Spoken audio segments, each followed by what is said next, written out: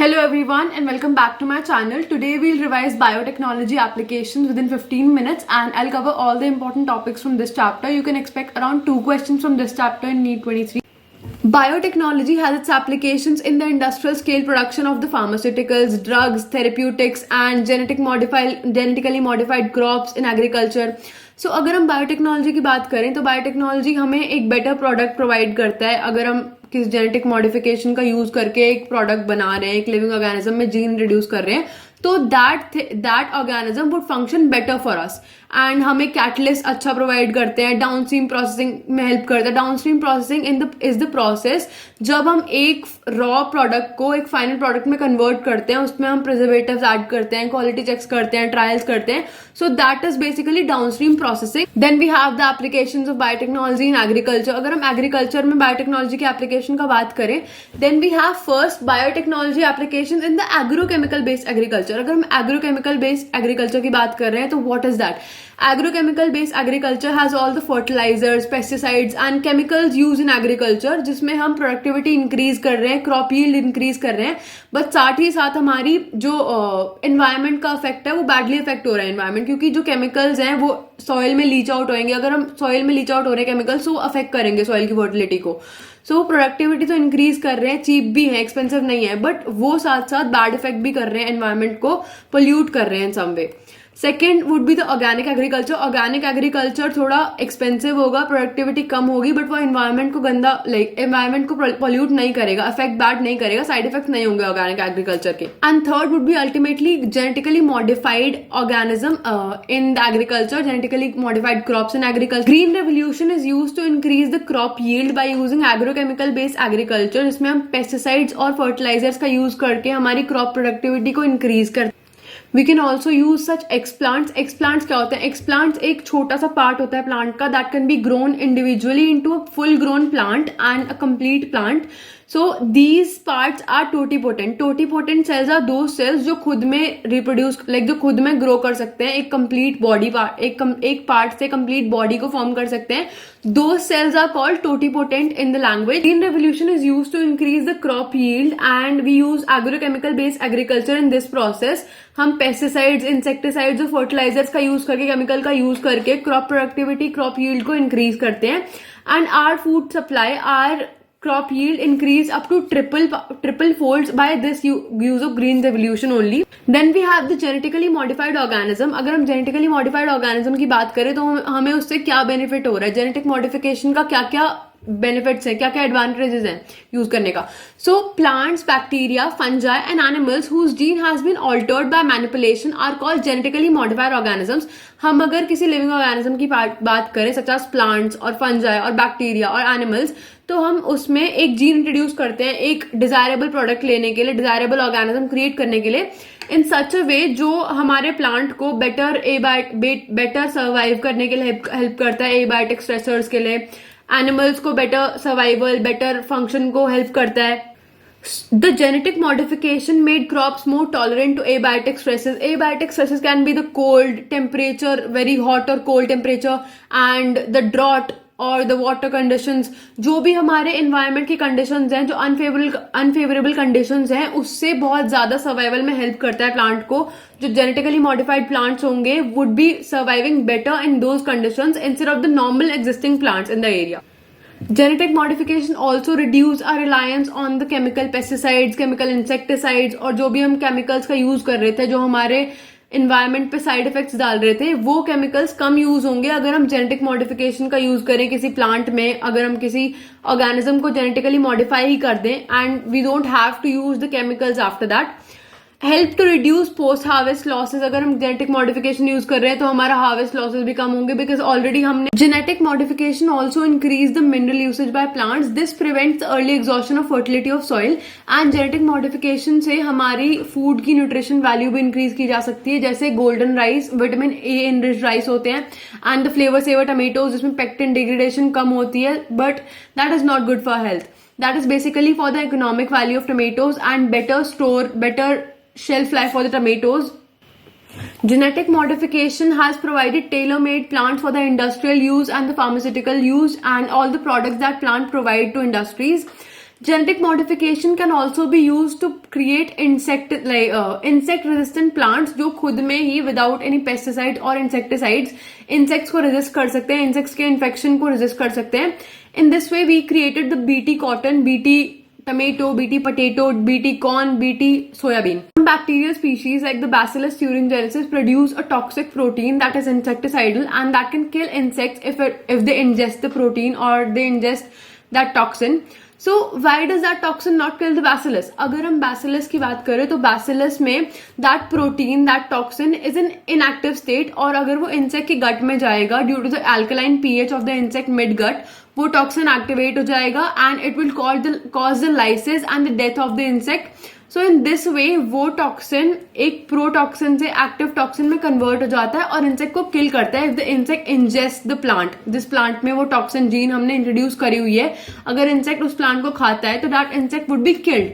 Specific BT toxin genes were isolated from Bacillus thuringiensis and incorporated into several crop plants such as cotton. The choice of gene depends upon the crop and the targeted pest, as most of the BT toxin genes are insect group specific. जो भी gene का code होगा वो हर एक particular insect group के specific होगा. किसी भी एक इंसेक्ट के such as Cry1AC and Cry2AB protect from the cotton bollworms and the Cry1AB protect from the corn borer. So in this way ये बहुत स्पेसिफिकली कोडेड होती हैं जीन्स एंड एक स्पेसिफिक टारगेटेड ग्रुप इंसेक्ट से ही protect करती है plant को. सो the toxin is coded by a gene called Cry and the number of them there, for example proteins encoded by the genes Cry1AB are controlling the corn borer and Cry1AC and Cry2AB control the cotton bollworms. Next we have this plant given, the cotton ball destroyed by bollworms and a fully mature cotton ball. जो green वाला first दिखा रखा है वो cotton bollworm से मतलब cotton bollworm ने उन्हें इन्फेक्ट कर खराब कर दिया. And the second one is fully mature healthy cotton ball. Pest-resistant plants, several nematodes parasitize a wide variety of plants and animals, including humans. A nematode, Melodygium incognitia, infects the roots of tobacco plants and causes a great reduction in its yield. On the process based on RNA interference, there was a new strategy developed to prevent this infection. RNA interference takes place in all the eukaryotic organisms as a method of cellular defense, and this method involves the silencing of mRNA due to a complementary mRNA molecule that binds and protects and prevents the translation of mRNA. That's called silencing. The source of this complementary RNA could be from an infection by viruses having RNA genome or the genetic mobile genetic elements that are called transposons that replicate via an RNA intermediate. So in this, if we talk about the parasite, if the parasite infects the plant, that parasite would replicate. अगर parasite replicate करेगा, it would replicate the DNA, then RNA, then protein. अगर cell एक replicate कर रहा है, DNA से RNA बन रहा है, RNA से protein बन रहा है, तो when at this step, अगर हम एक complementary DNA add कर दें, and the RNA forming step पे एक double stranded RNA form हो जाए, which has both the strands, antisense and sense strand. So this complementary double-stranded RNA would not further translate and form a protein. अगर protein ही form नहीं होगा तो वो parasite work नहीं करेगा, अपना जीनोम नहीं रेप्लिकेट कर पाएगा, and it would not cause an infection in the plant. So this is called the RNA silencing or the RNA interference method. Using agrobacterium vectors, nematode-specific genes were introduced into the host plants. The introduction of DNA was such that it produced both sense and antisense RNA in the host cells. These two RNAs, being complementary to each other, formed a double-stranded DNA that initiated RNA interference and thus silenced the specific mRNA of the nematode. As I explained it कि double-stranded DNA form हो जाएगा दोनों strands के साथ, and a sensed strand and an antisense strand, तो वो further protein नहीं form होगा, translation नहीं होगी, इसलिए this is called RNA interference and this is called silencing. The first transgenic plant developed was tobacco plant. The transgenic plant therefore got itself protected from the parasite. In this way वो infection से अपने आप को protect कर लेगा by the method of RNA silencing or the RNA interference method. Now we have an image given about the double-stranded DNA जो infection को protect कर लेता है और आप देख सकते हो. Biotechnological application in medicine. इसमें रिकॉम्बिनेंट डीएनए टेक्नोलॉजी से हम इंसुलिन डेवलप कर सकते हैं, इम्यूनोलॉजिकली इंपॉर्टेंट ड्रग्स एंड वो सब चीज़ें डेवलप कर सकते हैं. सो जेनेटिकली इंजीनियर्ड इंसुलिन की अगर हम बात करें तो about the genetically engineered insulin, पहले इंसुलिन प्रोड्यूस होती थी स्लॉटर्ड पिग से और डॉग से, जिससे हमें इन्फेक्शन भी हो सकता था and it was bit expensive too. So then a company called Eli Lilly in 1983 found that insulin can be produced artificially joining the two peptides. Insulin consists of two peptides, A and B peptide, and the proinsulin consists of three peptides, A, B and C peptides. So these peptides were produced artificially and then joined by bisulfite bond. Now we can see insulin used for diabetes was earlier extracted from pancreas of slaughtered pigs and cattle. Insulin from an animal source though caused some patient to develop allergy or other types of reactions to the foreign protein. Insulin consists of two short polypeptide chains, chain A and chain B. These are linked together by the disulfide bridges.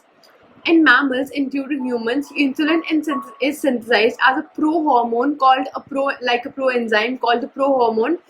Also needs to be processed before it works as a fully mature insulin, which contain an extra stretch called C-peptide. जो pro-insulin होती है उसमें एक extra C-peptide होती है जो mature insulin में absent होती है.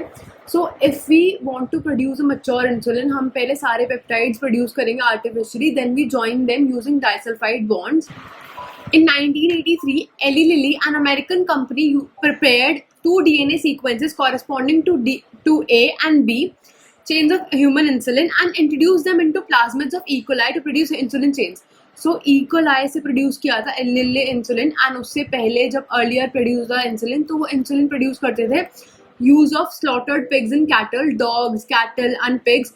उससे एलर्जी हो जाती थी एंड वो बहुत ज़्यादा उनको मारना पड़ता था उसको प्रोड्यूस करने के लिए. So it was not really feasible.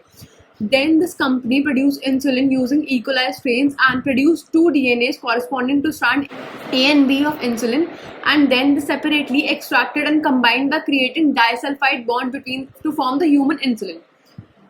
Next can be the gene therapy, where we can use genetic modification. First gene therapy was given to a 4-year-old girl in 1990 with adenosine deaminase deficiency, that is ADA. This enzyme is crucial for the immune system to function. The disorder is caused by the deletion of the gene of adenosine deaminase. अगर हम इसकी बात करें तो adenosine deaminase बहुत important होती है हमारी बॉडी फंक्शन के लिए and normal working of the human. So अगर किसी में ये deficiency है, then they have a disorder which can be a really severe disorder. In some children, ADA deficiency can be cured by bone marrow transplantation, and others it can be treated by enzyme replacement therapy. But ये fully curable नहीं होता है, only embryonic stages या fetal stages में ही fully curable होता है अगर हम marrow cells में introduce करें. उसके अलावा it's given in the NCERT कि fully curable नहीं होता है.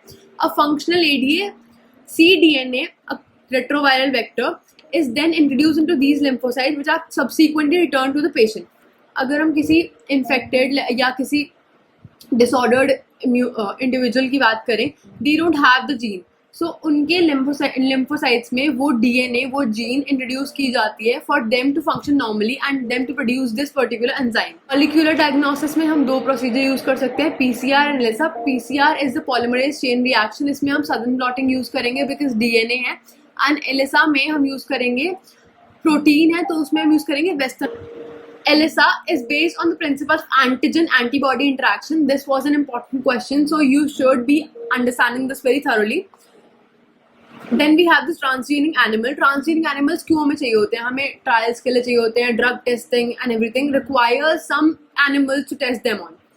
Animals that have had their DNA manipulated to possess and express an extra foreign gene that are known as transgenic animals. हम अगर किसी normal individual animal में एक gene of interest add कर रहे हैं या उसे उसका genetic material modify कर रहे हैं, manipulate कर रहे हैं, those animals would be called transgenic animals.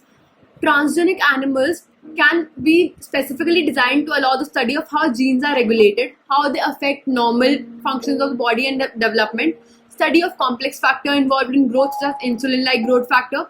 By introducing genes from other species that alter the formation of this factor and studying the biological effect that result in it, information is obtained about the biological role of the factor in body. Normal physiology and development में अगर हम देखें क्या role होता है किसी function का, किसी चीज़ का, तो हम पहले एनिमल्स में टेस्ट करेंगे, then we alter this thing and we introduce the humans. क्योंकि अगर हम एनिमल्स में उसका फंक्शन स्टडी कर रहे हैं, एनिमल्स में देख रहे हैं कि वो कैसे फंक्शन कर रहा है, तो हमें फर्दर अच्छे से पता होगा कि वो ह्यूमन में कैसे फंक्शन करेगा, उसके क्या रिएक्शन हो सकते हैं। We can also use them genetically transgenic animals for the study of a disease. Many transgenic animals are designed to increase our understanding of how genes contribute to the development of disease. अगर हम किसी transgenic animals पे disease की study कर रहे हैं तो हमें पूरा उसका दिखेगा कैसे डिजीज फंक्शन करती है, कैसे डिजीज स्प्रेड होती है और कैसे वो बॉडी फंक्शंस को अफेक्ट करते हैं, किन वैरायटी ऑफ एरियाज में वो चीज़ डिटोरिएट कर सकती है। So we get cautious in humans. अगर हमें एनिमल्स में उस डिजीज का अफेक्ट दिख रहा है तो हम उसके अकॉर्डिंग एक्ट करेंगे। So this is very important for transgenic animals कि उन पर आप डिजीज स्टडी कर सकते हैं। Today, transgenic models exist for many human diseases such as cancer, cystic fibrosis, rheumatoid arthritis and Alzheimer's. इन सारे diseases के हमारे पास transgenic animals exist करते हैं and we have successfully created them to study these diseases. We can also use transgenic animals for biological products. Medicines required to treat certain human diseases can contain biological products. Such products are often expensive to make. Transgenic animals that produce useful biological products. The first transgenic cow, Rosie, that was developed in 1997. It had human protein enriched milk that was 2.4 gram per liter. The milk contained the human alpha-lactalbumin that was nutritionally more better than the natural cow milk. And transgenic animals can also be used in vaccine safety, chemical safety testing. These procedures, drug testing, etc., require transgenic animals, so that they can be tested on them and then they can further study the human effects of a disease or of a drug. Ethical issues. The manipulation of living organism by the human race cannot go any further because हमारे लिए सिर्फ living organism, हमारी सिर्फ life नहीं है. People like other organism also deserve to live fully. हम उन्हें अपने वेलफेयर के लिए नहीं यूज कर सकते एंड एक्सप्लॉइट नहीं कर सकते. So these are the ethical issues where we should stop exploiting animals and the nature. The GEAC, Genetic Engineering Approval Committee, which will make decisions regarding the validity of GM research, genetic modification research, and the safety of introducing genetically modified organism to public services. The modification or usage of living organism for public services such as food, medicine sources,